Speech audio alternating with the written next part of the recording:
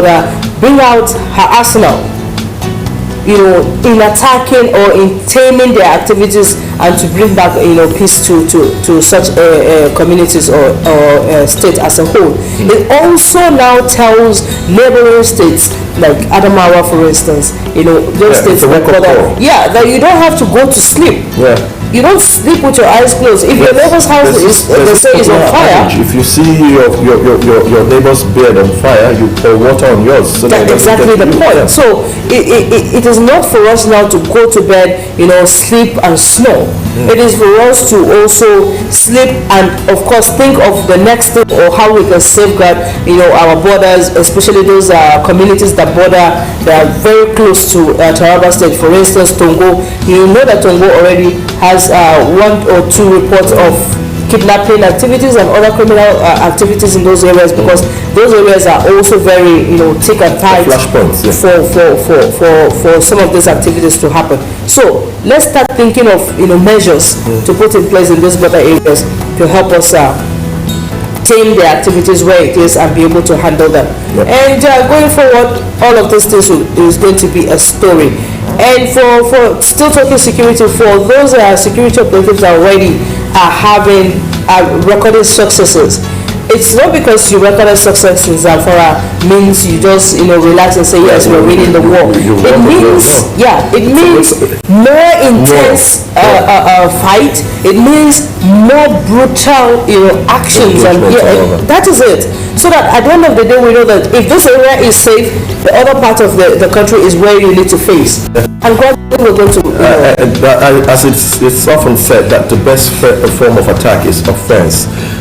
Yes, we need to see us still pushing harder and not to relent, because we need to win this particular fight. It's a fight that is costing us huge here today. In terms of the socio-economic impact, it's not a main thing, and Nigerians are really living to count losses. Today we hardly will go about our businesses as we used to, and we hardly will have kind of engagements as we used to have this kind of engagements, and that tells us that the territory are not safe, and we need to have this territory safe. If we cannot guarantee the safety of our people, if we cannot guarantee the safety of lives as well as property, then trust me, there will be depleting investment in areas like this, and that's where we shouldn't get to. And so I just hope we get this right. I also want to just quickly talk about this. It was a success story also in Adamawa State that the police command here recorded over some days now. A kidnapper was arrested. About 2 of them were killed and all that, and 2 people were saved. An elderly person and a young lady. So this was, I believe, will be as a result of good information, gathering, and of course the collaboration between communities. Civil police and civil, how do we put it, relationship that we have existing between the police and community members. So we always do say, if you hear anything, if you know of any illegal activity going on around your community or neighborhood, ensure that you give the necessary authority the information so that it will help them. But security is everybody's business. It is. Don't sit on the fence, because it concerns you, and directly or indirectly it affects you, and so you cannot turn a blind eye or give a deaf ear to what is happening in your neighborhood. You have to be involved. That's the truth of the matter. And until we accept it and be able to connect ourselves to this particular reality, we will continue to pay the price. But then again, we have those that are saddled the responsibility, for the protection of the Nigerian state. It is expected of you to, discharge your responsibilities rightly and smartly as well as wisely, because most of what we see happening would have been averted, at the start of this particular thing. But unfortunately, we see it, grow from strength to strength and becomes a that becomes a piece of everyone in their neighborhood, in the state, here in Nigeria. And so let us try to nip all these things in the bud on time, because that way it does not become a monster for us to deal with. Let us do the right thing. That's just a big message. Like what the NDLEA is doing, for instance, it's cracking down on drug dealers. There was a particular arrest in Abuja yesterday. It is a place where these miscreants sit to sell dropped cookies. They were fished out yesterday, and also a vehicle that was supposed to take a huge parcel of drug cannabis to the nation's capital also was picked up.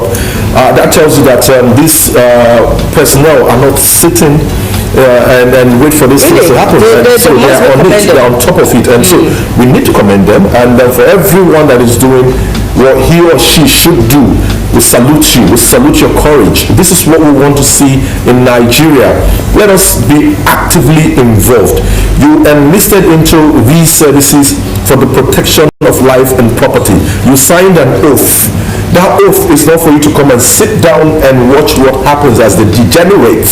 That oath you signed was for the protection of life and property, even at the expense of your own comfort.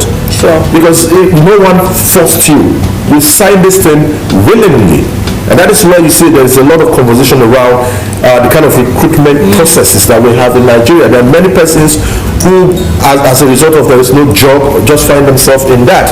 There are many persons who political class also are the ones that give them this job. Yeah, and it's kind of unfortunate because you are taking an oath you are not really committed to. You take this oath simply because you think they are written words and you just say them. But you don't know the impact, you don't know the gravity of what this oath can do to you in the long run if you don't really deliver or hit to those words you really pronounced from your mouth. That's why they always say the tongue is one strong organ on the body that need not to be joked with.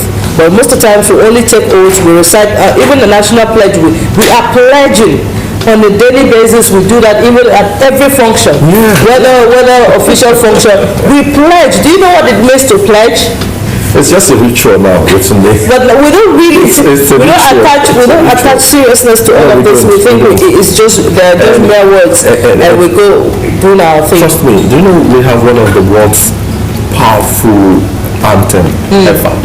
The words of the nation's national anthem, literally it is strong and well constructed, well conceived. If we can live by the wordings of this national anthem, Nigeria will be the best place on earth.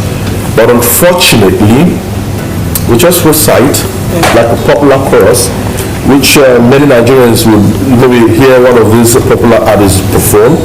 We just recite it, not even knowing what we're reciting.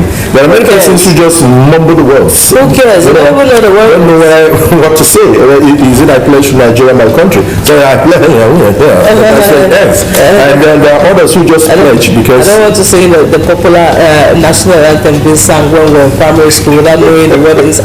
And that is why when you're teaching children how to recite, the national anthem, please ensure that you pronounce those words to their hearing so that they know what they're saying. Better do. This is Safi Breakfast Show, and just like I used to say, the way you begin your Monday, so the rest of the days of the week will be for you. So we are trying to, put a lot of zest into your life. Everything that you do, put a lot of zest yourself, so that it will carry on through the rest of the days and the week. That way we will be positive achievers. And so let's think right and think smart for the betterment of the Nigerian state. That way we'll have a country you and I will be proud of.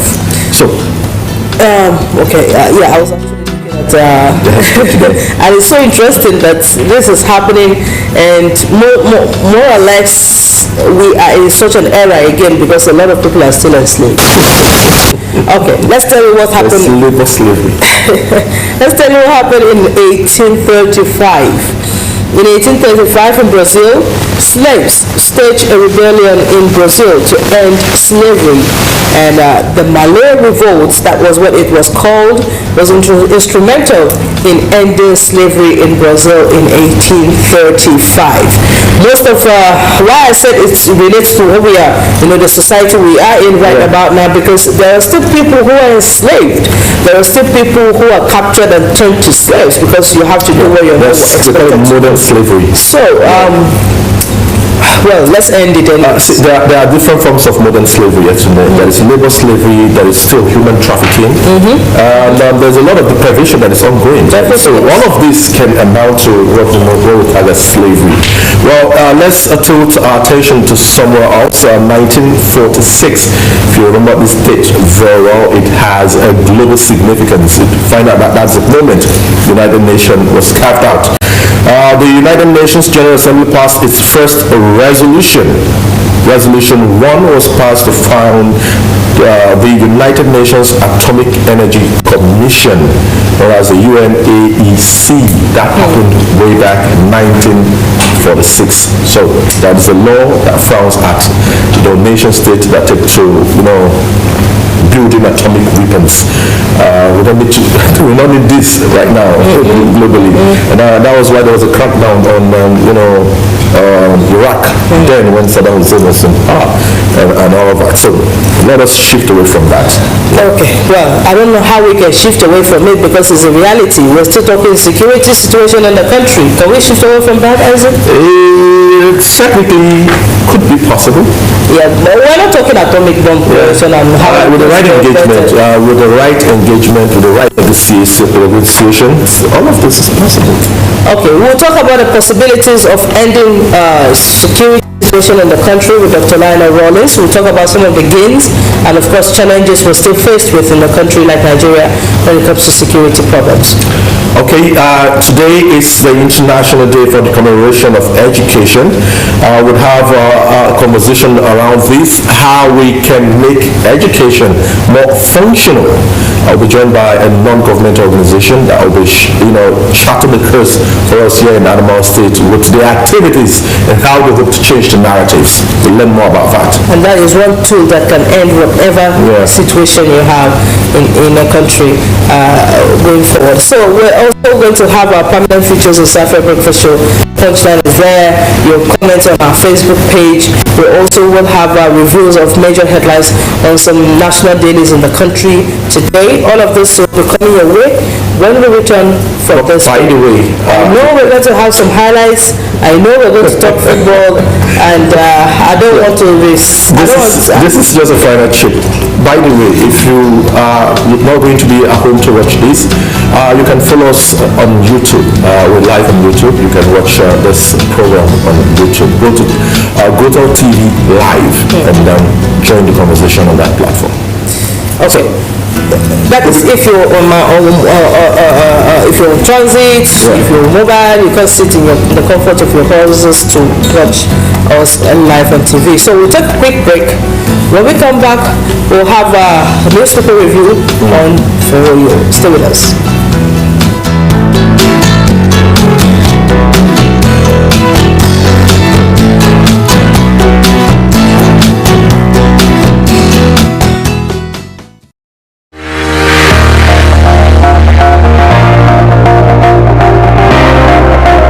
Every day, we are exposed to a variety of information from the larger society and on social media. How credible are such messages? Nobody loves to be deceived. Nobody wants to be fooled. Stop the creation and spread of fake news. Don't be in a hurry to share messages. Verify facts and source before spreading. Fake news is harmful.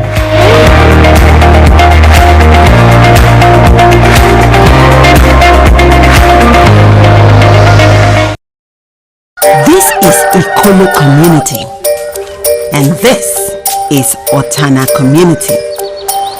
As election time nears, politicians arrive with money. Members of Ikolo community sell their vote, but Otana community refuses to be settled. They vote for the candidates of their choice. I do solemnly swear that everything After election, the Ikolo school needs repairs, but the politician has already settled them. Otana Hospital needs repairs too. Otana community demands action and gets results. Your vote is powerful. It builds the future. Don't be settled. No sit down look. No sit down look. no sit down look.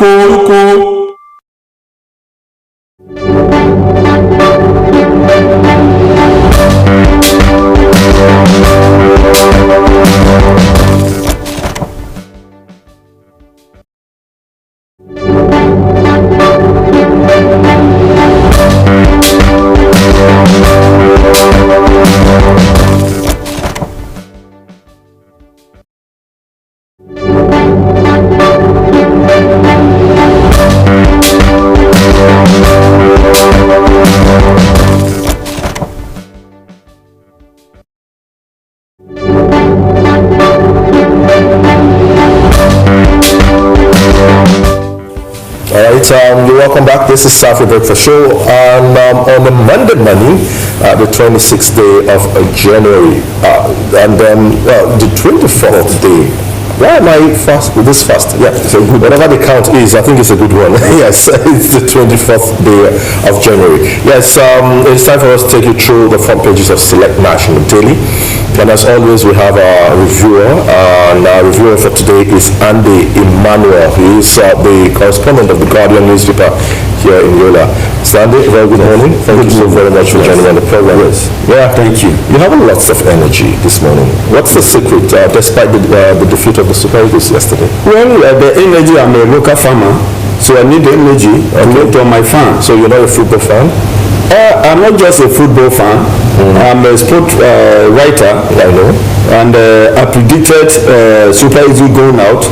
In fact, I must comment you predict them going out at the first stage or at the round of at every moment, because I saw the fight from NFL against Austin Aguavon. Okay. You cannot appoint a coach who is taking a team to a tournament. Before the beginning of the tournament, you appoint another coach. You are passing a message to him that even if you win, you are not going anywhere. That is the end of your job. So they already killed the spirit in Austin Aguavon. So the young, the man to get to that stage, I must comment him. Are you one of them? They should go to MFA. Okay. MFA killed the spirit of the team. That's no, to be my question. Are you one of those who are dissatisfied with how the NFL operation is carried out? MFA, I think it's just that place needs to someone need an international agency that will come and clean the mess in that place. It's in the total mess. Okay. It's in the total mess. They are not working there for the interest of Nigerian football. They are working for their personal interest. Well, let's move away from that. Because in the first place, you can see other countries. These guys, they represented the country. They performed very well, and you see, you bring us like an indigenous coach. He was doing very well, and now do you know the pedigree of the coach you are bringing? What was saying he was sacked, they brought him back. Did he check before they brought him back and they sacked him again?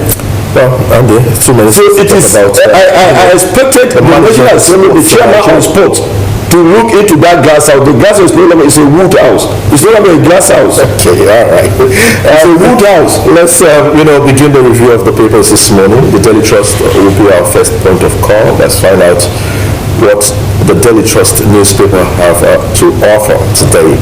It says 100 consultants left Nigeria in 2 years. This is according to the NDCAN. 100 consultants. That tells you, the volume of capital flights that is leaving the nation due obviously to so many challenges we were hoping that would be addressed. Okay, 2023, it is unjust for North to retain power. This is according to Yaksai. Let's talk about this issue of distribution or what do you call it, rotation of power, because that for me, I feel is a distraction because it's affecting, the balance of power in Nigeria. It's always has a way of altering the conversation that concerns who should emerge that is credible, to lead the Nigerian state. And for me, I think it is a big distraction. What do you make of it? Well, if you're talking about rotation presidency, I think it is rotation or corruption. It's not the president that I'm voting, because anywhere, if you look at the appointments, if you look at Jonathan time from the South, the key appointments went to South. All the key appointments, if you look at Buhari, all the key appointments went to the North. It's in the North. But what about the federal character principle? What about that? Well, as a journalist, is it functioning? The president decides who appoint the chairman of federal character is the Mr. President. So can he decide? I guess who appointed him? So that was just a place, go and eat. Like my former president said, I'm appointing you as advisors, but I must not take your advice. So he have ended them there. So if you look at even the Obasanjo government, the appointment were tinted toward the South. So the rotational president is rotating of corruption. It is not in the interest of this country. How can a country of over 200 million people, you not zone a number one position to a section that is less than 50 million, to decide, to bring somebody to preside over 150 million people? It is unfair and unjust. That's the greatest injustice. But it's not constitutionally accepted for us to talk about zoning, because the Constitution did not never for once spoke about zoning. That is why you tell me that we don't respect our Constitution. Going after the Constitution. But the Constitution said any other document, any other constitution that is contravening the position of the federal Constitution of Nigeria, it is null and void. So that will tell you that whatever they are doing, they know it is illegal. It is not in tenor with the Constitution of Federal Republic of Nigeria. Okay. But because it is satisfied their personal interests, their family, and their religion, they are pushing it forward. I must commend PDP for not zoning presidency. Everywhere, anywhere, anyone can come out and let Nigeria pick who they want. But are you comfortable with the kind of teapot that the PDP is trying to launch? Because it might be a teapot that might be a distraction. Well, I'm not clear about what you mean by a tea party. Come on, let's do it. And that is the best. If not, is it not through interview you are sitting here? Well, your position zone to your place, you come with hundreds of people for interview in Gotel. And Gotel there to pick you because you are among the best. So let everybody come. Okay. Then I just decide who is the best among them. Okay. I'm not a supporter of zoning, and I will never be a supporter of zoning, because it is against justice. It is against the Constitution of Nigeria, and it is against fair play. It is even against democracy. Because democracy is a game of numbers. So let 200 million people go out and pick you. Okay, still with political developments. Many will say they've seen the handwriting on the wall. They say there's no smoke without fire, isn't it? Yeah. The big story on the front page of the Daily Trust newspaper says 2023 weekend moves against Atiku, Saraki, hawks 5 governors. This, you would say, it's been anticipated, isn't it? We're just waiting for it to, manifest itself. So, is this supply? Well, the story, I didn't read it. I don't know the details. He moved against them not to contest or to do what? Why did he move against them? They are members of his political party. Not to give them the support. Yeah. Possibilities. As an individual, I have the right to say possibly has an interest. I will not support you. It's not an offense for me to say I will not support you. And your vote alone cannot deny me, because Iwike cannot decide for Rivers who they will vote. So if Iwike say he can't support Atiku or Saraki, he's speaking for himself. He's not speaking. He didn't say Rivers will not support Atiku or Saraki. Let us be linguistically conscious. We should not be quoting people blindly. He said Iwike, because Atiku and Saraki have a lot of people, political supporters in Rivers State. So Wike say I will not support Saraki and Atiku. To me, it's not a front page story. He has only one vote. Because I know some elections, I vote a candidate, my wife vote a different candidate. What do you make of the dynamics? Because this interplay, particularly when it comes to the players that we expecting to emerge under the platform of the PDP, we know, yes, the former Senate President has shown interest and he's come out to speak about it openly. And this is candidate. Ayin said he is going to vie for that position. Not only to, what are you quoting? Are you not quoting Ojikaru? I'm coming now. Okay. Ojikaru also have very shown interest. Yes. These other in the East, you are not feeling this other person. I don't like selective reasoning. It's not being selective. I'm just trying to mention only two candidates in the Southeast. I'm trying to mention to get even the one that vested the president. You are not mentioned him. I'm trying to mention to get somewhere.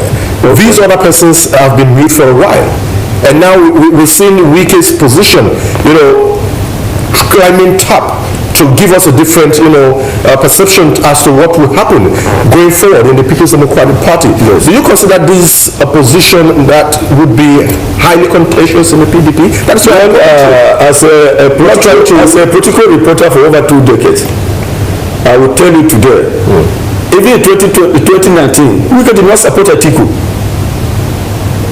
I'm telling you confidently, did not support Atiku. But Atiku got the ticket.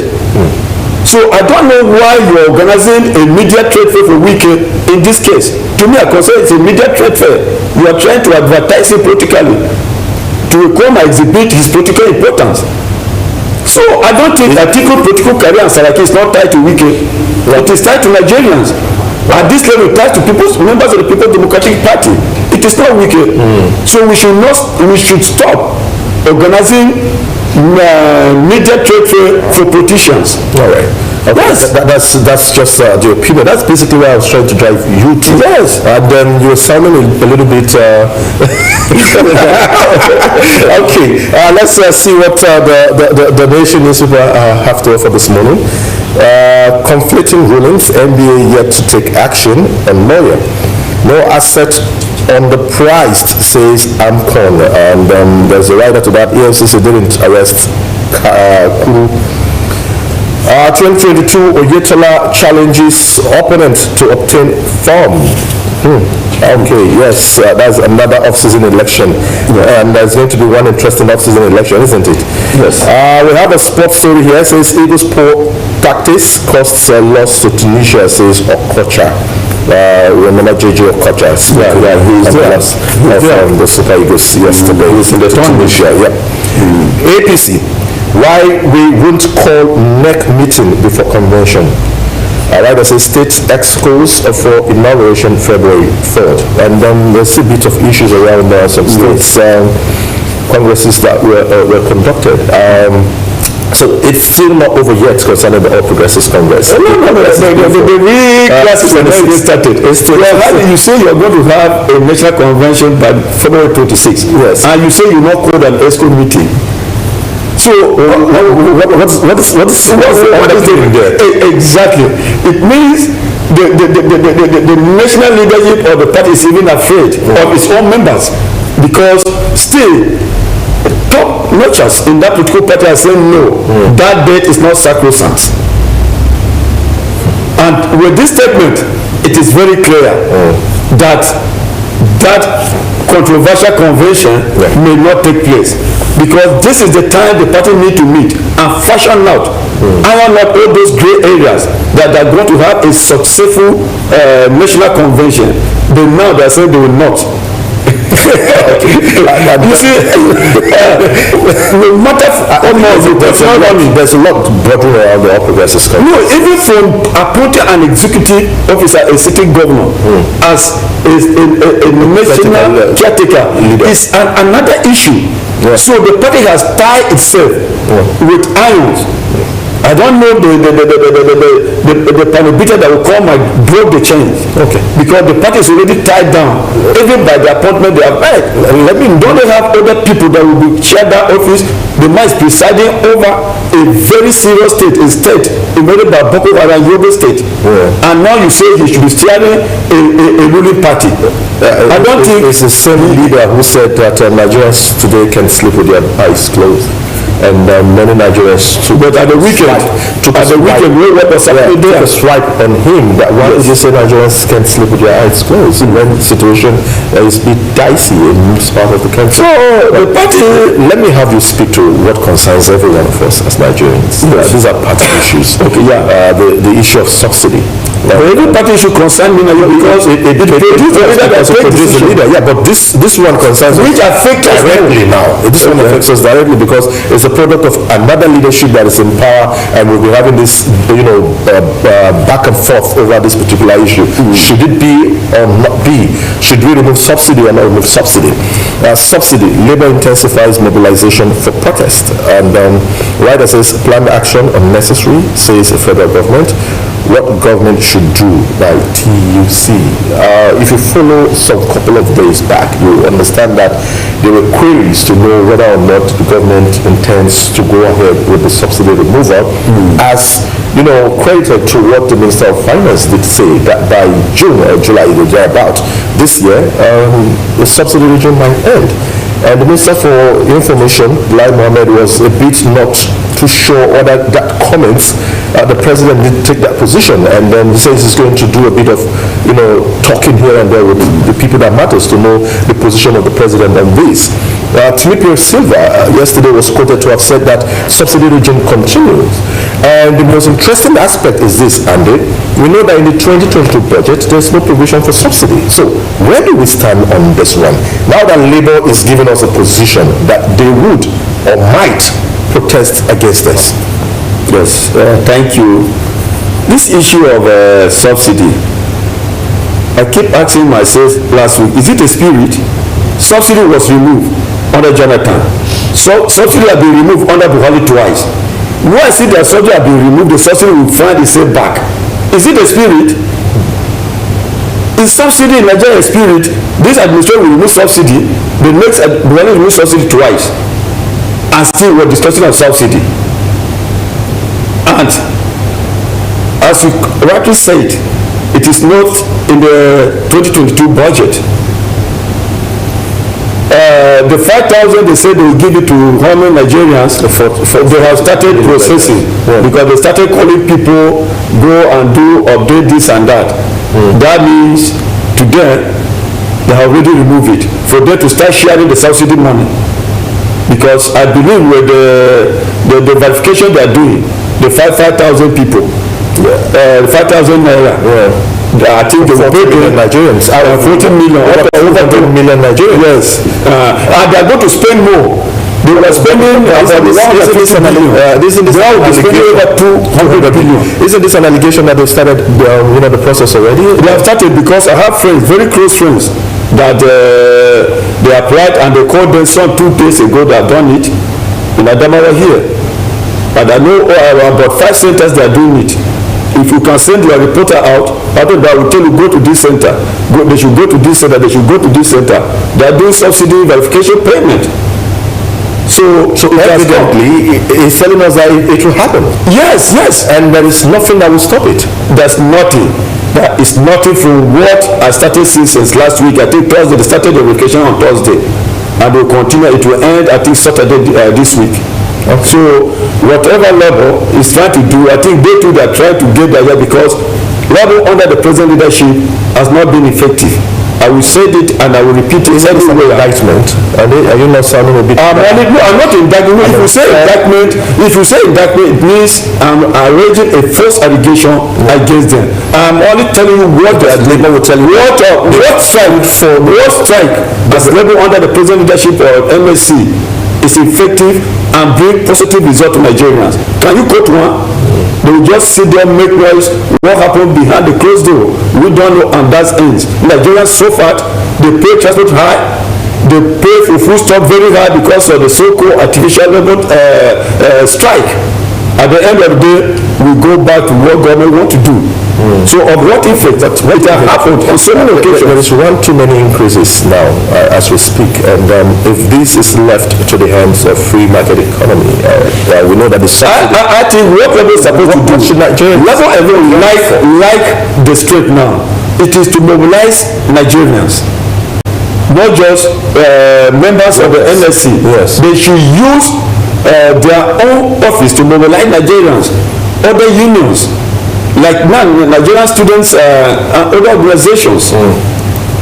Okay. For them to be effective. Let's not have them think. Let's not have them think. They should be thinking because that's why they are there as labor leaders, isn't it? No, that's thinking.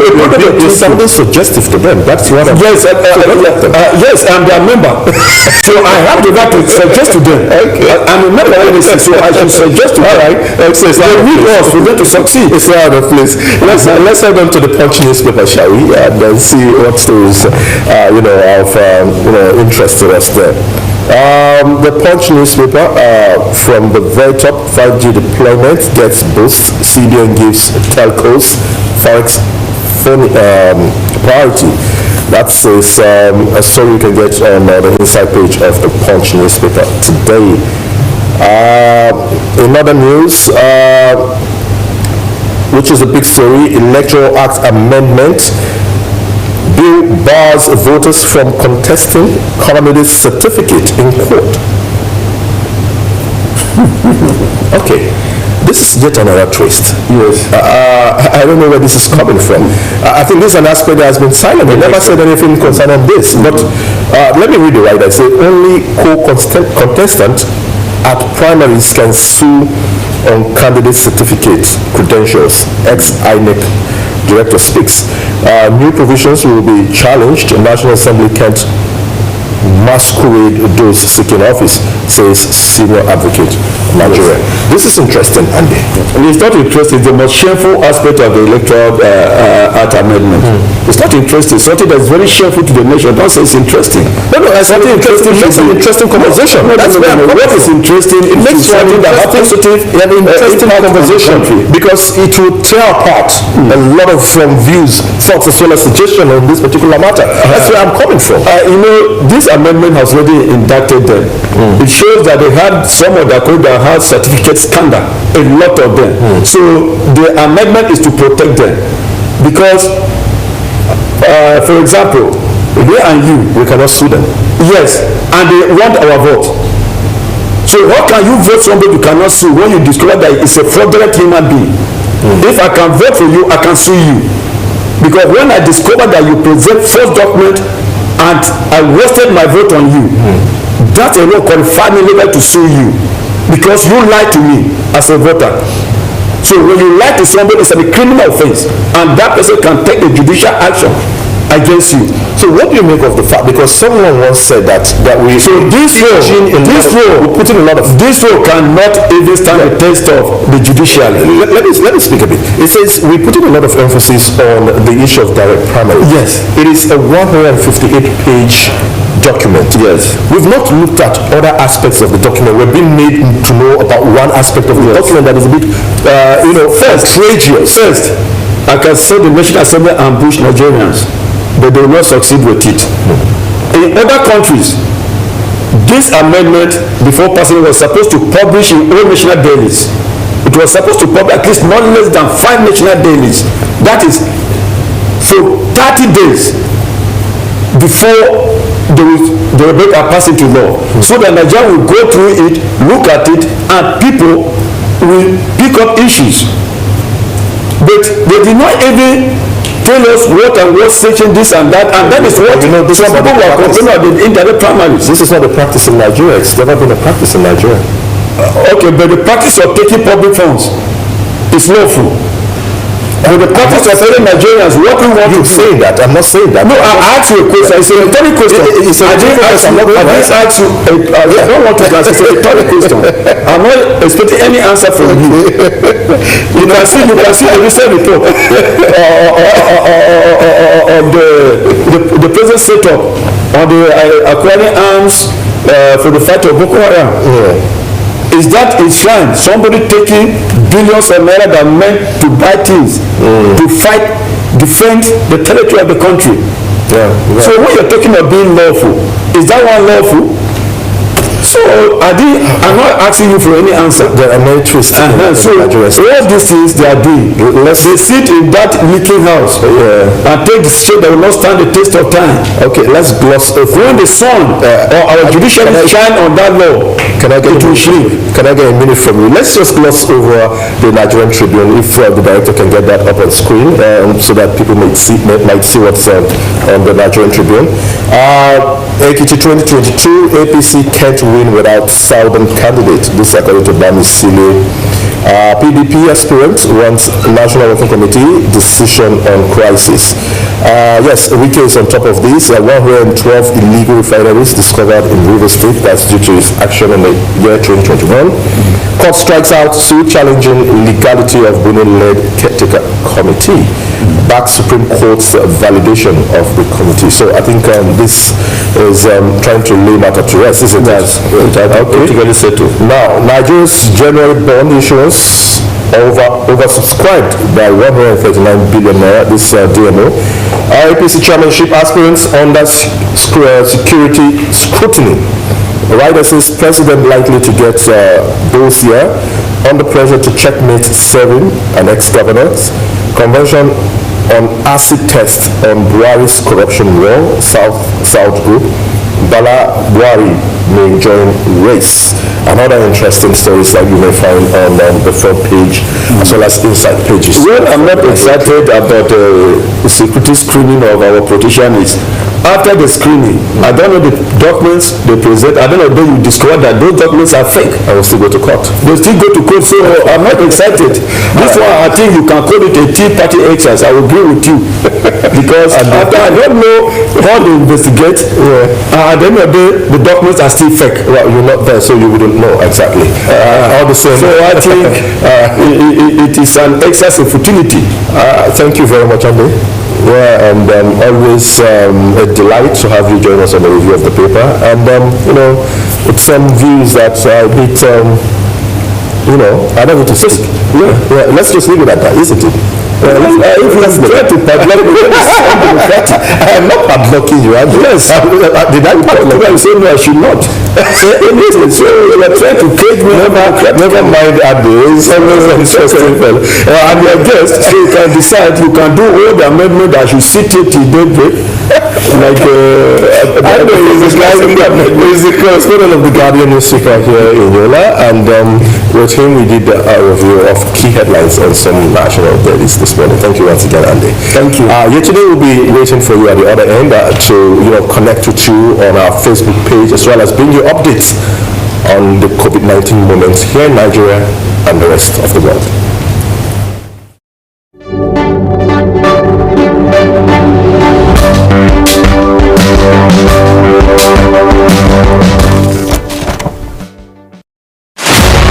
Are you thinking security and safety? Von Frederick Global Security Africa is an efficient, professional and reliable security outfit.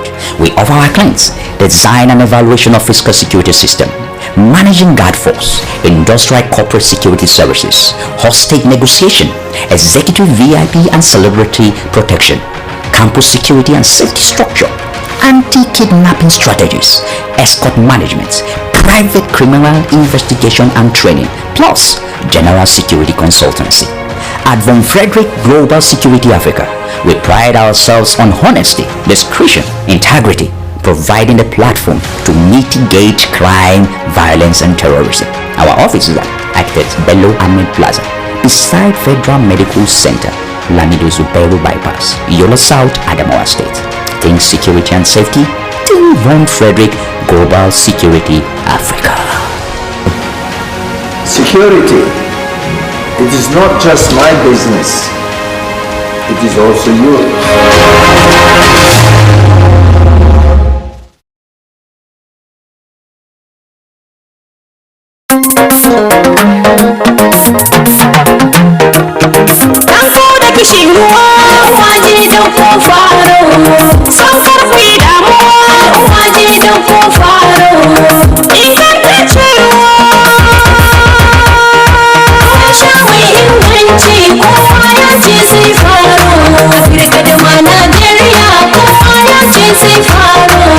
Show me in country, boy, just say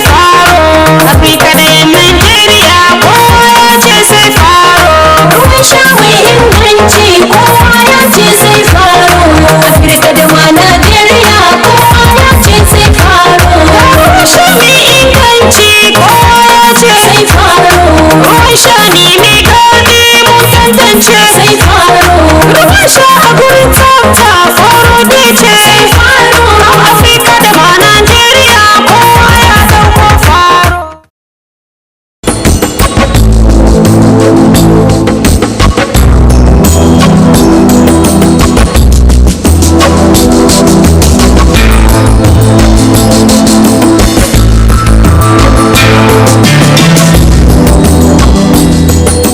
For more on all discussions on Safia Breakfast Show, follow us on Facebook.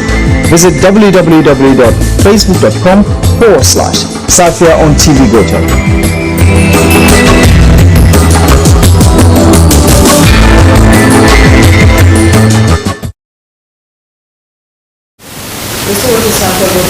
Quickly, let's talk through some of your responses on our Facebook page. That's the Safia Facebook page. We ask you to respond to this comment statement rather on our page, saying President Muhammad Buhari has promised to crush terrorists before he hands over to his successor in 2023. So do you really see President Muhammad Buhari achieving this very feat? Hakim Abba says it's a matter of political will. So far, we have not seen this, so we pray he does it. That is according to Hakim Abba. While Samuel Sunday says, why now? This is part of his campaign promises. For how long can we keep on saying that we now leave for how long can we keep on saying that we now leave everything to God? After all, this country is in the hands of God, and in every aspect he has failed us. That is according to Samaila.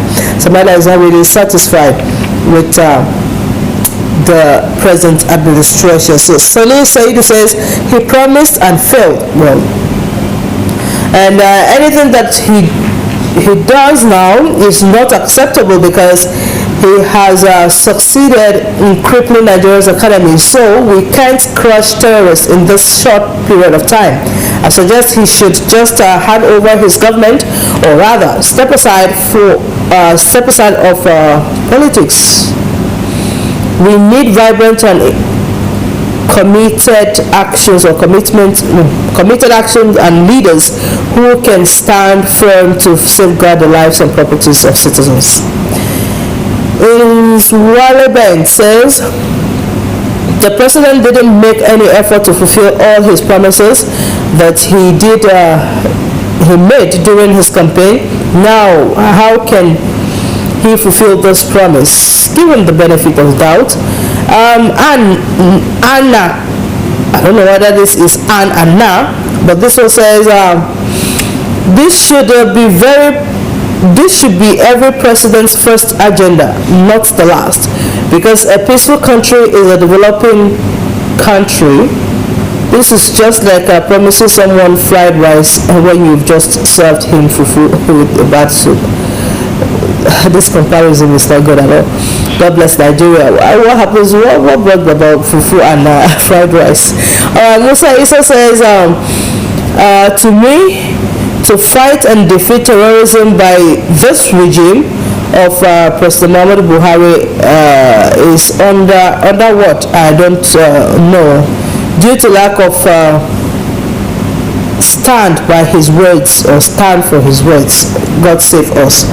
Okay, I guess these are some of the responses I'm going to take. Well, I know Ali Babangida's comment is also there. Let me just quickly take that. He says, that is why I like Baba Buhari. We already know the problem of this country. It's only politics. It's only politics, and we are the problem of Nigeria. And that is why President Buhari he start first. Your statements here are disjointed. I can't make sense of what you're saying. But anyways, thank you. Nakante G says, too many lies, too many fake promises, and he walks away. That's not solving the problem anyways. And Abraham Michael says, to me actually I doubt it, but let us wait and see, because we all know that general election is fast approaching, and let's pray God will help him to achieve it, and we need peace in our country. This is the spirit. Solomon Moses says, technically or technical way of settling them back to their country, as he needs or as he noticed that a civilian will leave no stone unturned as a general failed to deal with the terrorists. Whereas Berry says, pertaining this or the issue of the day, there is tendency of achieving what he said, because we are seeing from the tactics and number of weapons like Tucano and etc. they are bringing into the country. Okay, possibly this will help them, make way in defeating terrorists. And Godfrey Peter Nzani says, yes, if only they will agree to stop by themselves. Stop what? All right, a lot of people, whether or not they're optimistic as to if Mr. President can really end terrorism before the expiration of his tenure, that is left for time to tell. Let's take a break. We'll come back and I'll feed you in with latest on COVID-19 in and around Nigeria and of course the world. Safia on TV Gotel.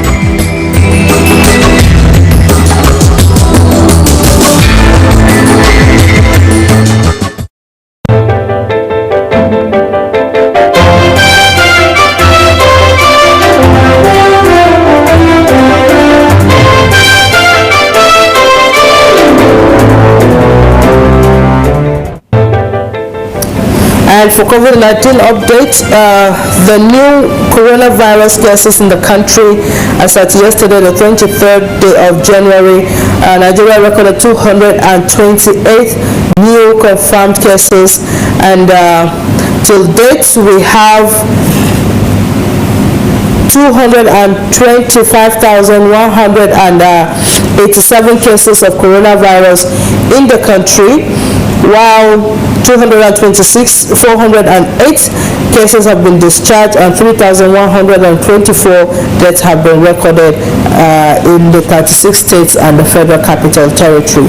And the number of the new cases confirmed in the country, 228 new cases, is in 14 states, and the Federal Capital Territory alone recorded 110 cases, Gombe recorded 38, Lagos State 32, Osun State 14, Taraba 12, Imo 5, Kaduna 5, Rivers State 4, Borno Kano recorded 2 cases each, while Bauchi, Delta, Ekiti, and Ogun State recorded 1 case each. In other news, Chinese authorities will take actions against polluters to ensure next month's Winter Olympics will be held in a good environment. This according to Environmental Ministry spokesperson on Monday, as particularly heavy smog shrouded the capital, Beijing. The February 4th to 20th Games will be held in Beijing and the surrounding province of Hebei, which are both prone to heavy smog, and Liu Yebin, the spokesperson for Ministry of Ecology and Environment, warned that winter weather was very unfavorable for efforts to keep their air clean. While a 4th dose of COVID-19 vaccine given to people over 60 in Israel made them 3 times more resistant to serious illnesses than twice vaccinated people in the same age group, Israel's health ministry said on Sunday. The ministry also said the 4th dose or second booster made people over 60 twice as resistant to infections than those in the age group who received 3 shots of the vaccine. A preliminary study published by Israel's Sheba Medical Center last Monday found that the 4th shot increases antibodies to even higher levels than the 3rd doses, but probably not to the point that it will completely fend off the highly transmissible Omicron variant. That is the update on COVID-19 in Israel and in China, and of course in Nigeria as a whole. We'll take a break, then we'll come back with the punchline, then we'll kickstart other conversation on Saturday Breakfast Show. Do stay tuned.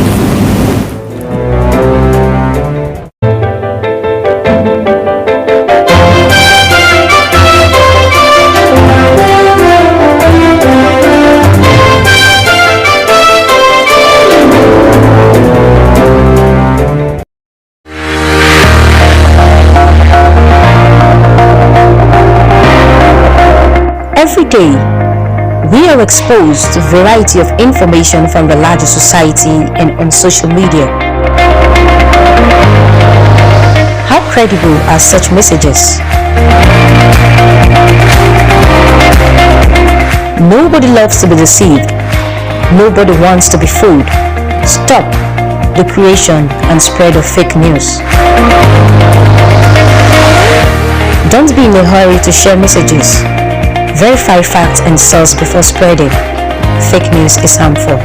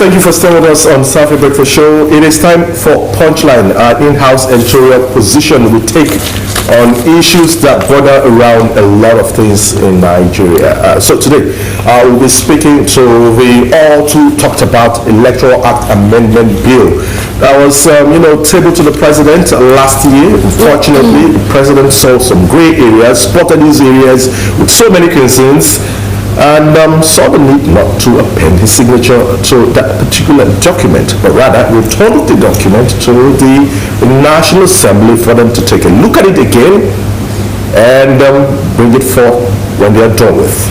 Unfortunately, this has generated mixed reaction, and Nigerians have been firing from all cylinders. It's a 158-page document with critical components that will better the loss of the elections going forward in Nigeria. So let's take out some key elements in that particular document that has generated a huge conversation. The aspect of direct primaries, and now what we've made to understand another aspect of that document is the fact that there is a portion that says that Nigerians, plus 48, Nigerians cannot sue any candidate if the person has some certain fault with his results, except another person who vied with that candidate. That person has a right to do that. And so we want to know, where do we stand on all of this? Does this document hopes to better the elections in Nigeria, or hopes to protect the interests of politicians who are already in the process and are continuing to benefit from the system? This is what Nigerians want to know. I think we should have a document that all Nigerians would see and appreciate. All Nigerians would see and applaud, rather than want to see that's really not working to favor the interests of majority of Nigerians, but just the political class. That's to tell you, we are being governed by people who only care about their own interests. It also tells you that we only have to swallow hook, line, and sinker what they give to us. When you question, it sometimes falls on deaf ears. When you try to resist, they tell you are being stubborn, and they tell you, okay, what you say or what you're doing, it's contrary to government because you're not in support of government. And they will just look for a name to call you. They say if you want to slaughter a dog or something, give it a bad name. So it has been the same situation in Nigeria. That also tells you there's a loophole, there's a gap, there's a disconnect between executive and, of course, the legislators. Even Nigerians. And even Nigerians. So there's this huge gap between the governed and the governed, and of course the government and the governed. It shows clearly that we are not doing things according to the way it's supposed to be done, and it shows again that people are not carried along in government policies. They only bring these policies to you and allow and force it down your throat, whether you like it or not. For us, we feel it's a rather unfortunate one. We should be all on the same sail and be on the same page on this one. But as it's shown, it tells us that we're all carried by different wave and different current, and so we're not operating within the same sphere. But that is unfortunate. We need to correct that. It's an anomaly that needs to be fixed. This is where we're going to leave it for Punchline today. We'll be joined by Dr. Lionel Rollins, Assistant Vice President, Security and Safety at the American University of Nigeria, as we x-ray the security challenges Nigeria is faced with and what Nigeria needs to do to better address these concerns. All of that will be up after this quick break.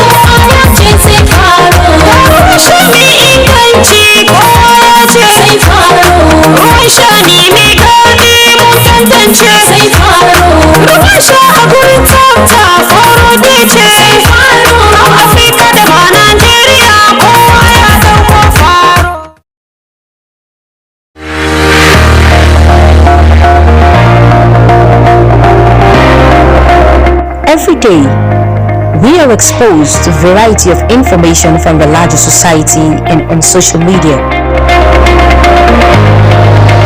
How credible are such messages? Nobody loves to be deceived. Nobody wants to be fooled. Stop the creation and spread of fake news. Don't be in a hurry to share messages. Verify facts and source before spreading. Fake news is harmful.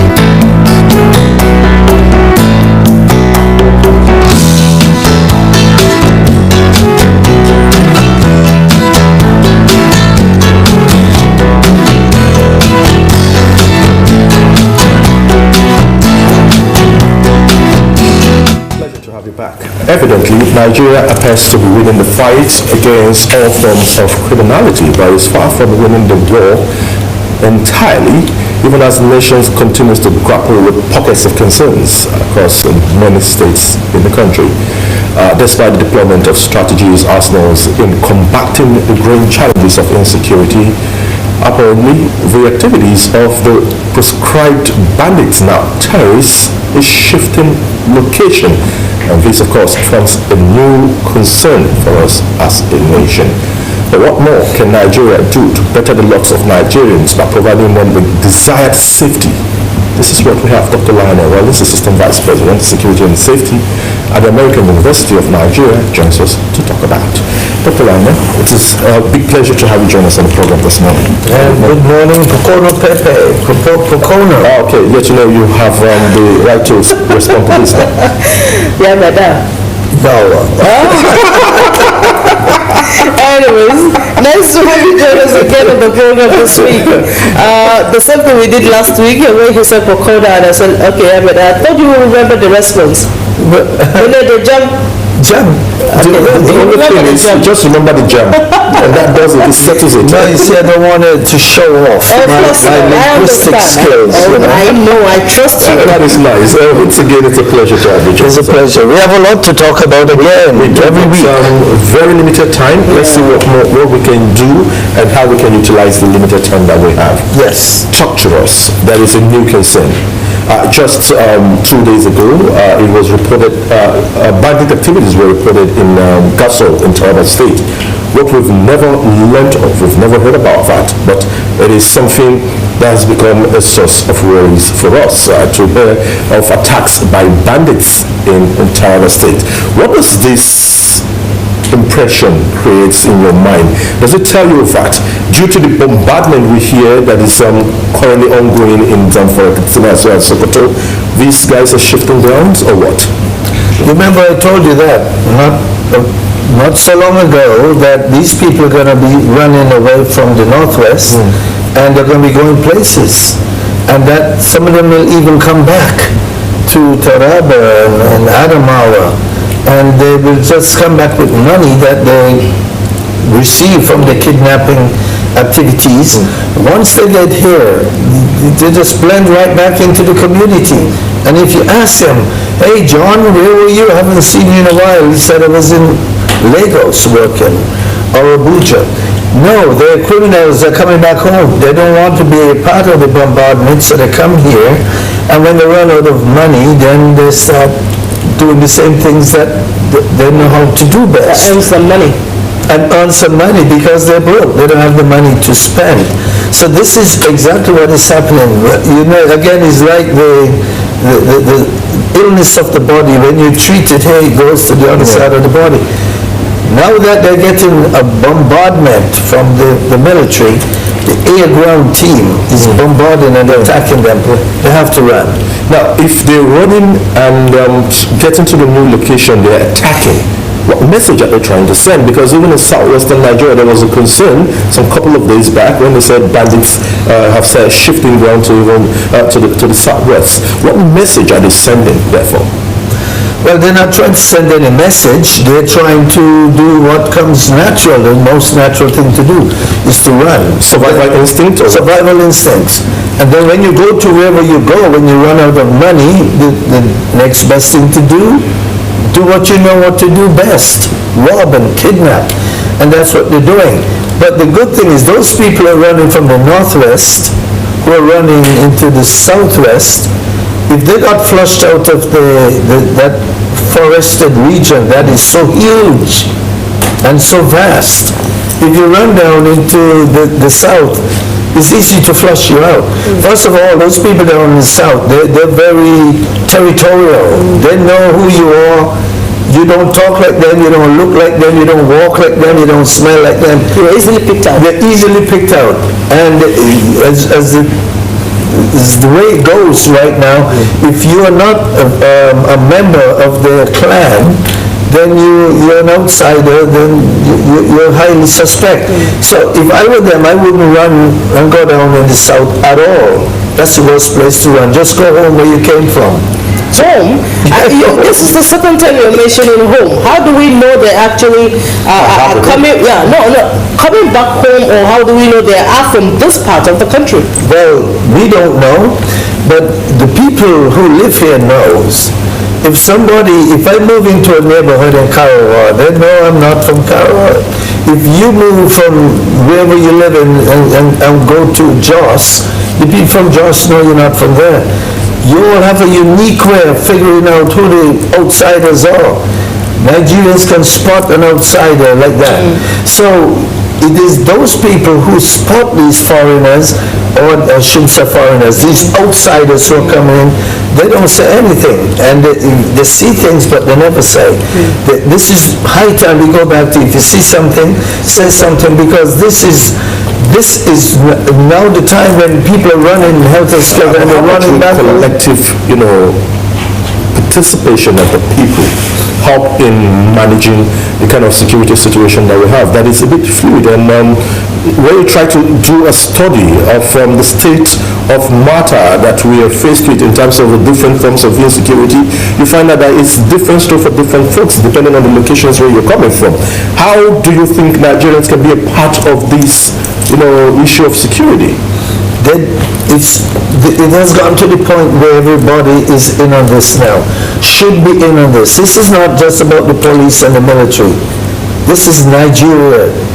All Nigerians has to be in this fight.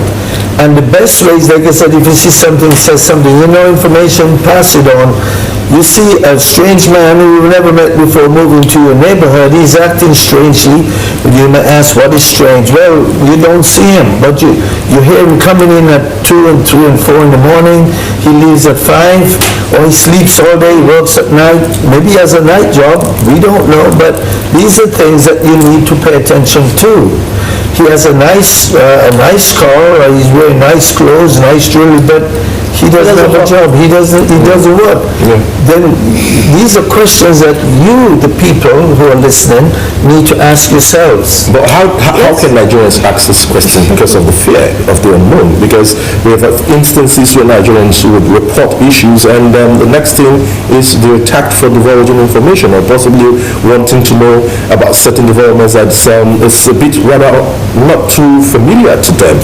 How can they, take ownership of this process, having to work as partners and progress with the security architecture that we have, or operators that we have in the country? I've said this a million times. If you're afraid of going straight to the police or the military, and with good reasons, because people don't trust that their identity. Yeah, because trust is an issue. Trust has always been an issue.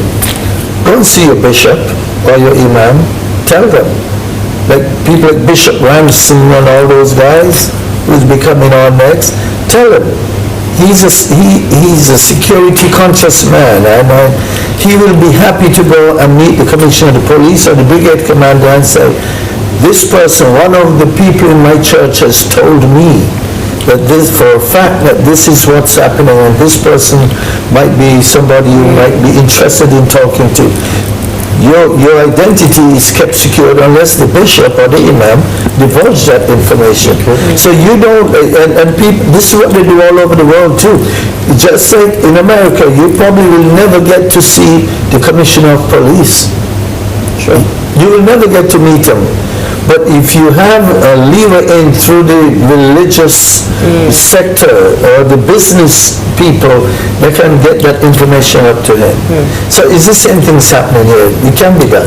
Okay, I would want us to talk about this on a more serious note, providing very good heads up for governments in states and the people themselves who reside in these states. Like you mentioned, the heat, you know, the blow dealt on the insurgents now, you know, has made them to flee their comfort zone where they are really familiar with, into other territories and neighboring states to look for better havens or hideouts. For instance, you know, what is happening in Taraba now.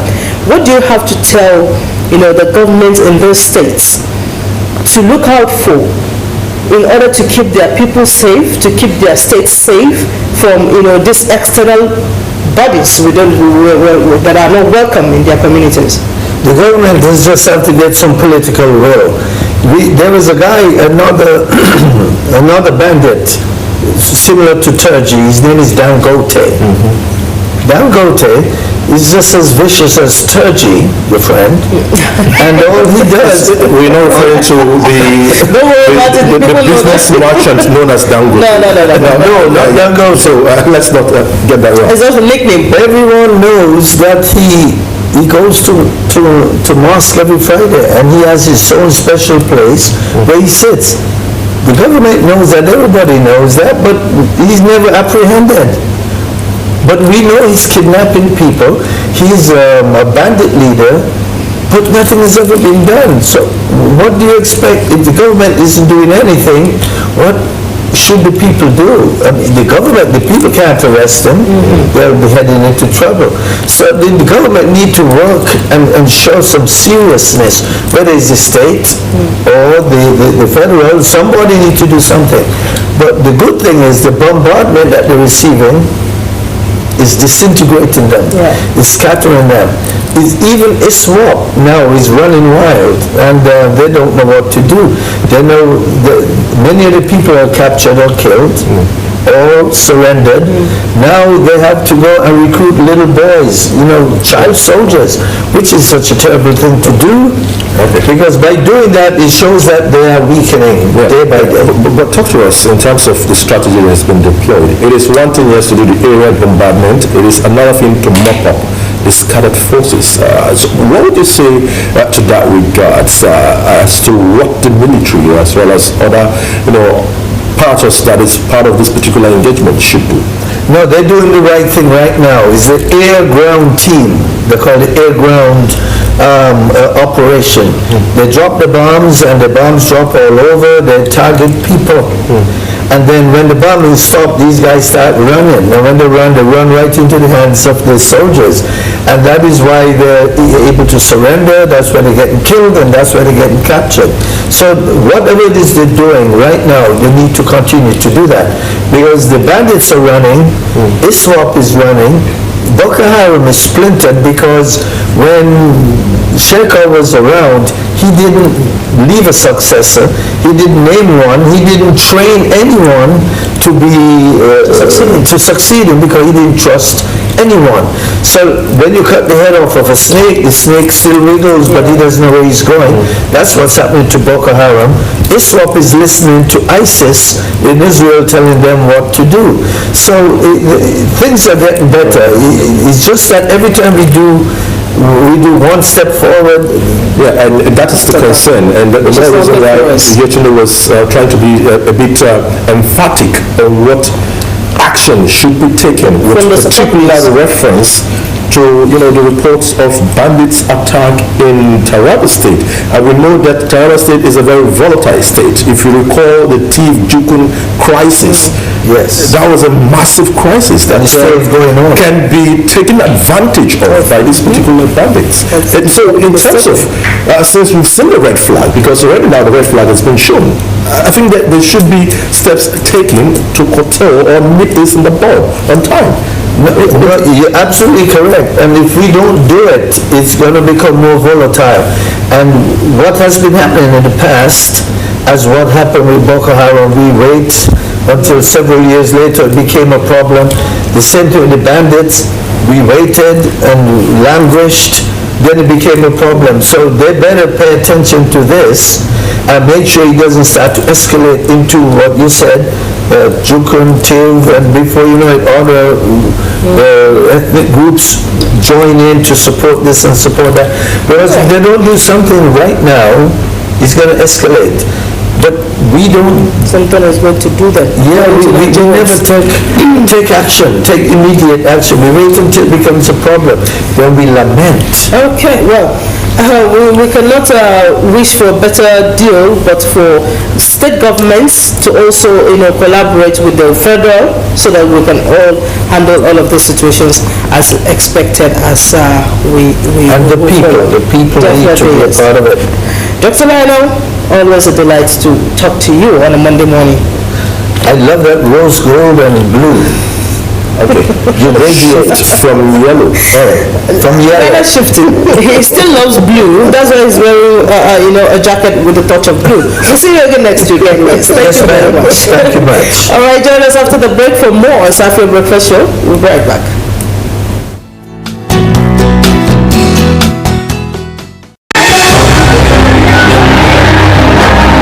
At the height of the 2019 political campaigns in Adamawa, we asked hard-hitting questions.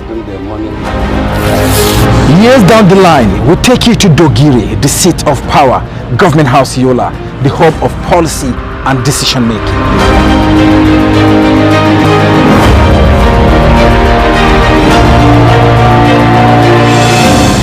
What has Governor Ahmadu Umaru Fintiri brought to the table? We take you back to the campaign promises. Za mu biya albashi ko ranar 25 ga wata. Daga primary school zuwa secondary school ya zama kyauta a wannan jiha. You will get your scholarship. Zan hada wuta zuwa Tungu. Zan tabbatar na ba local government autonomy nasu.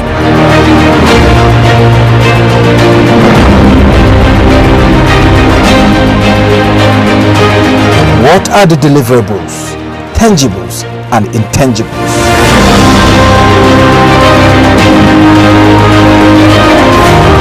We track development in all sectors, analyze and propagated the giant strides of the Fresh Air administration. Inside the Government House Diary, we explored, dissected, listened and disseminated views in the court of public opinion. The Government House Diary ensures no one is left behind and nothing is left untouched.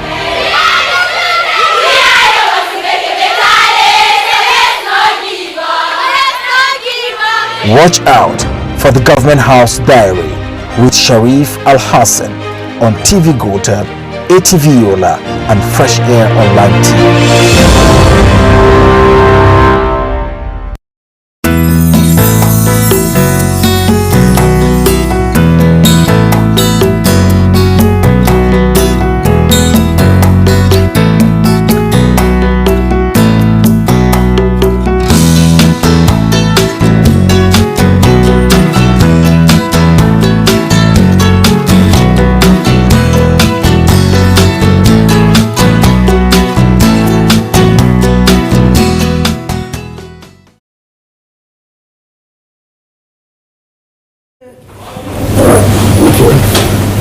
Thank you for staying tuned. Quickly, let's delve into other conversation on the breakfast show this morning. International Day of Education is an annual event, internationally observed, which of course is held on January 24th every year.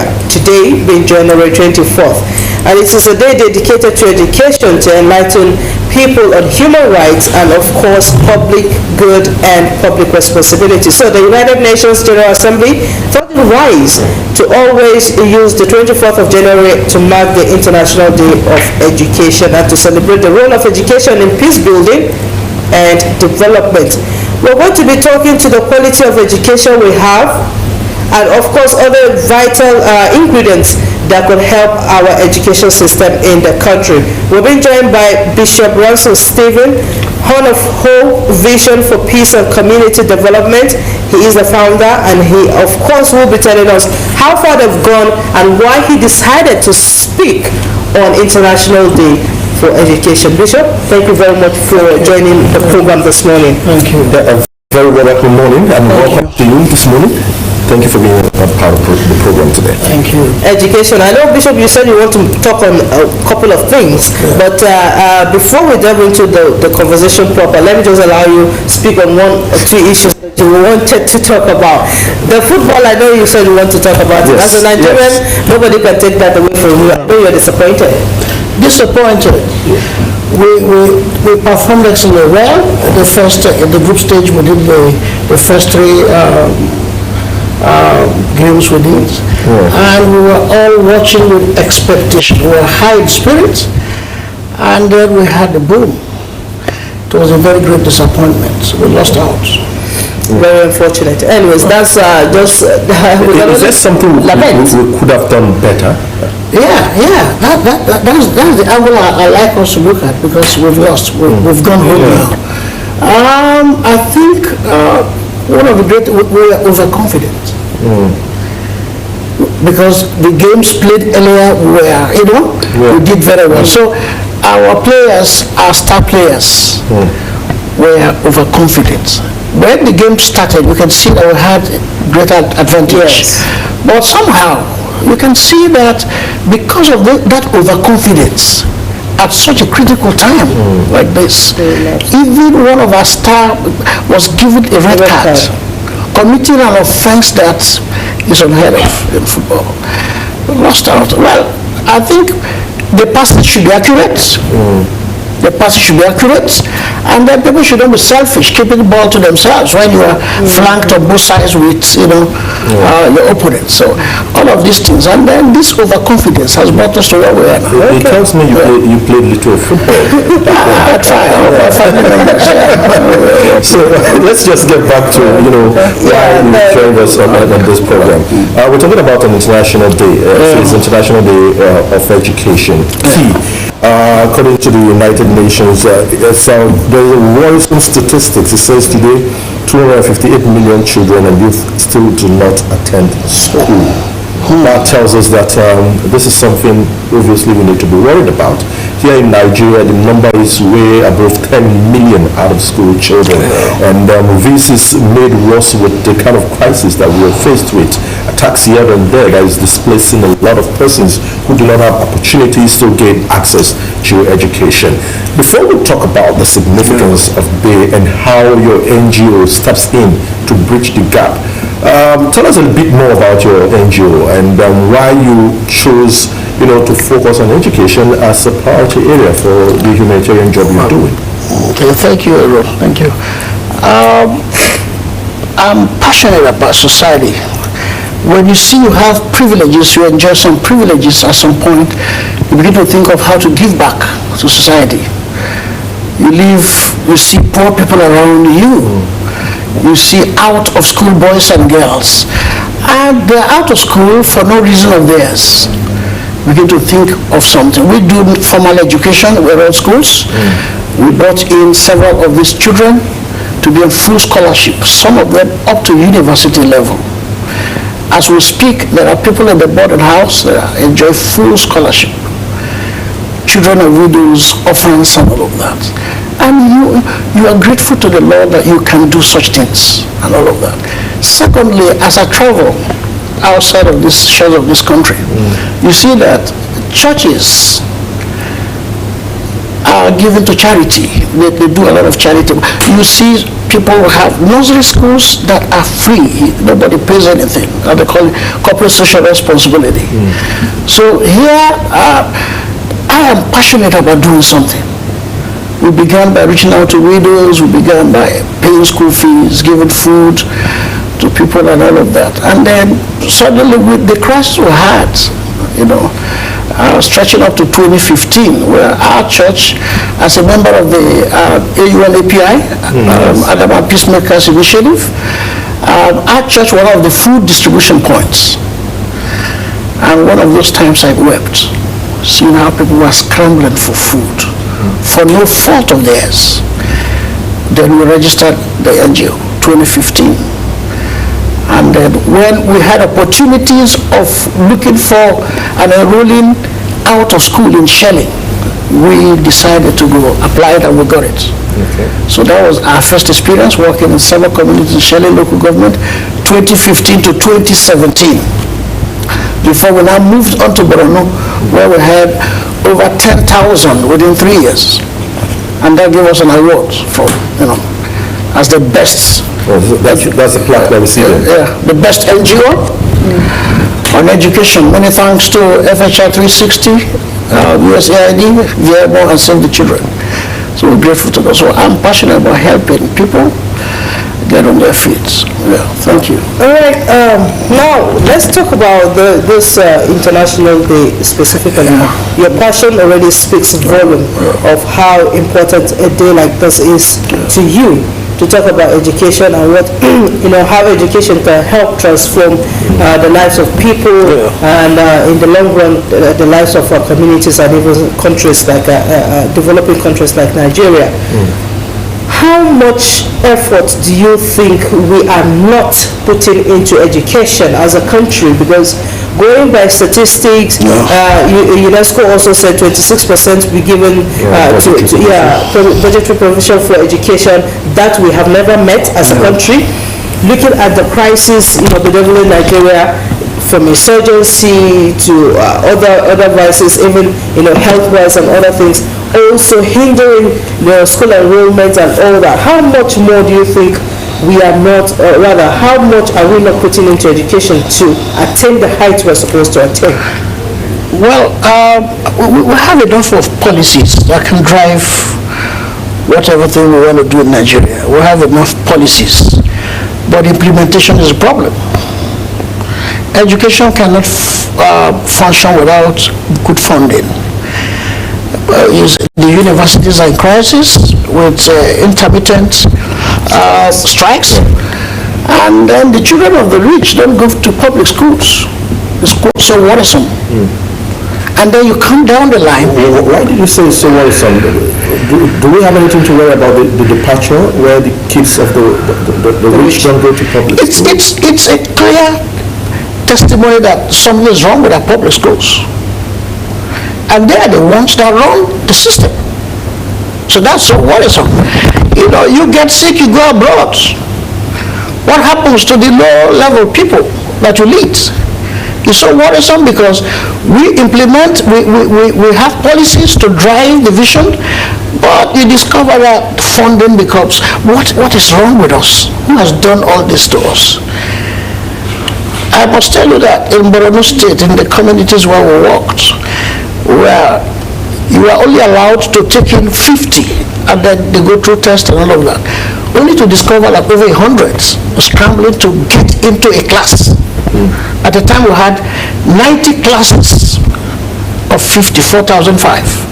And that is a small number compared to the multitude. So it's not as though Nigerians don't know we have problems in education, but our leaders need to have a rethink so that we can get things done. I guess that's what inspired the theme for this year. It's changing course and transforming education. Changing course. So what course do we need to change, and then how do you think we can transform, the quality of education that will provide for our own populace here in Nigeria? Changing course and then transforming education is a theme for this year, International Day of Education. It has to do with evaluation, review of what is happening, and how we have gone back instead of doing better, so that we can do better. Secondly, there has to be adequate funding of education. Education has to be funded. Why is it that the political class don't go on strike, but only lecturers go on strike? What degrees do they have? It's so worrisome. So you discover so many things have to be reviewed. So many things have to be reviewed. My father was a teacher, and he never got so well with funding. Even though we are all trained, thanks be to God. You know, people will choose politics, you know, because there's so much money there. And then those who care for their children, those who look at the 17 Sustainable Development Goals, education number 4 is so critical to the accomplishment of all. Sure. So adequate funding has to be there. We also have to make sure that the courses we take on in the universities are relevant. Such as providing functional education. Functional education. You discover that you are meant to take so many courses, most of them are not even relevant. Every university produces in large mass thesis, dissertation. What is the use of all those? Because a student goes through school and undertakes a project that can enhance, you know, the common good, and it's left on the shelf. Or in the trash bin. So we just have to revisit and look at the whole mechanism of educational system. Why this is a much broader conversation. There is a point where we can start filling in the gaps. That will lead us to ask what your NGO is doing a bit different in helping manage the situation that is already a problem or worries for us as a country. What is your NGO doing in terms of helping to fill the gaps? Because I know you cannot fill the gaps completely. It will only do the little it can based on the availability of resources and the ability to reach out. Well, there are several NGOs working on education. We are not alone. The last project we did was for Borno State and Yobe State. 13 NGOs came on board and all of that. So, but we worked in Borno and worked in general communities and MMC and all of that. So our NGO engaged, enrolled, mobilized, enrolled, and mainstreamed half of the number that was, we did over 10,000. We enrolled more than 50% of that number. By mainstreaming, that was getting them into formal schools. So there are many challenges we encountered. Number one, what happens to those mainstreamed? You know, is there the assurance of their continuity? So there's a gap. And there's something we're doing even about the gaps. Let me talk about challenges. Then you discover that overcrowded at registration centers. How do you do that? The funding is not enough to take in everybody. And then the risk factor, where you're not allowed to go, or you would not like to go to places that are very risky, you know, to do this. Now we also have provided soft landing for the scalability of the project. Yeah. Many thanks for this. I'm really inspired by this award received by my staff in Abuja. Yeah, at the moment we are talking with an international organization in Sierra Leone, Ghana, Nigeria. And the MOU has been signed. Many thanks to CSEA, Center for the Study of Economics of Africa. We have signed a memorandum of understanding to make sure we can scale up. They're doing the research work on our work, 3-year project in Borno, for the purpose of understanding the gaps, the challenges, and how to scale up the project, you know, for more accessibility to general public. So that is ongoing from this week. Okay. Yeah, tomorrow I'll sign the project document. It's a good thing that you're getting recognized. It's a good thing that you also are getting support from non-governmental organization and all that. But it cannot be left in the hands of, you know, NGOs like yours and even international communities that come to support. Without the government, you know, the owner of the house itself not committed, you know, to ensuring that things change in the country going forward. what do we do in order to, pick the minds of government as to the importance of education, in solving all the myriads of challenges we're faced with in a country like Nigeria? Well, the government is run by people. And the people that manage education, I believe, are also professionals. They know the problems, they know the gaps. Yeah, because they're product of the society. Yeah, they know. And to let you know that no one project is run without the approval of government. Whether it's health, it's education, it's WASH, it's GBV program. The government approves that these implementations be carried out. So no one NGO does it alone, it's in collaboration. Whether Center for Mass Education, Ministry of Education, so they are involved in evaluating successes and making sure that things go well. So they are not unaware of what is happening. But the engagement is not as significant as what we see other people do in terms of ensuring that education is transformed. We have the skilled, the professionals. The Ministry of Education, I believe, is ready, but the funding is the problem. For instance, there is a mobilization going on that this project should be taken over by the state government. I suppose the Borno State have actually started something, because that gives room for sustainability. Except the government agencies working on these sectors like education own the project, then it's going to fail surely. Yeah, and the sustainability component is usually our concern when we have, support like this one, and it's always been a problem for us. Why we have laudable projects, concepts being executed, sustaining it becomes a big problem for us. Let's talk about, Adamawa State. Okay. We've seen the outreach. You've gone to Borno State, and you're doing a very remarkable job, raising for the recognition. Any plans to have something, or do you have something in existence here in the state also to reach out? At the moment, what we've been doing over the years, using our schools to reach what we call the OVCs, orphan and vulnerable children, to widows and orphans, children who are there. So in terms of an organized project formulation, apart from what we did at Shelling local government area, 2015, we have not been able to do anything. I looked at the numbers for that were incredibly high. Yeah. We have an organization called EIE, Emergencies, Education and Emergencies, headed by Stephen Medugu. He's doing a very good work. The attention of government is being drawn so to do something for our people.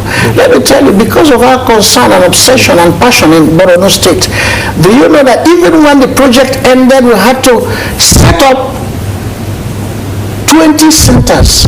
We call them 20 non-formal centers, funded by us. And to achieve all of this and to be able to deploy teams to do this job, you need people to work with. Are they volunteers, or these are persons that are actually on your payrolls? Well, there's room for volunteers. Okay. What goes on abroad, unfortunately, is that here, people apply for jobs as a volunteer, but we're doing it. At times here it's not good it's not easy keeping volunteers. But largely we have like 90 teachers that manage that project. We have graduate staff that supervise, and they are part of the project documents.